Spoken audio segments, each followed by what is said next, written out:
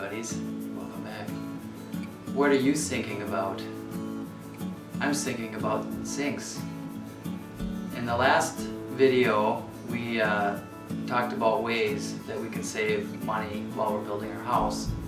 And along the same vein, we're going to continue to talk about ways that we've tried to save money. My wife has spent a lot of time hunting down sinks and vanities that she's found at our local Habitat for Humanity restore, where people will bring in their sinks that they've tore out of their places. And she happened to find this sink as well.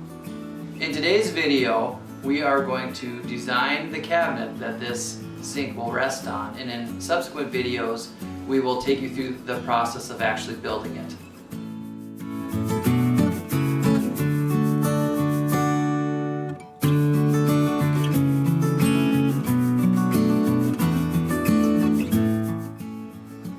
Everyone welcome my beautiful Beardy bride. She's going to help us work on the design. Alright, just to give you sort of a layout of what we're working with here, this is our master bedroom and this is a connected master bath. And the vanity that we are working on right now designing is going to go right here. And I do have an idea of what I'd like it to look like. This is sort of the simple look. I'm not sure it's super simple to build, but if anybody can figure it out, it's going to be Weirdy Beardy. So let's take a look at the design.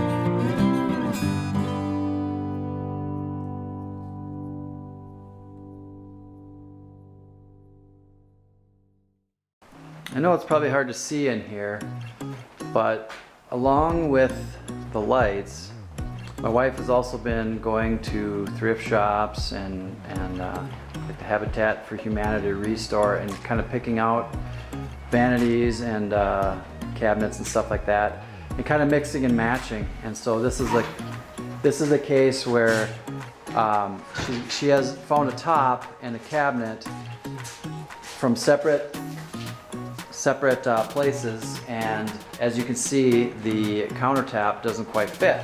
Because if I lift this up, what you'll see, hopefully, is that there's a sink bowl is hitting the one edge of the piece of wood.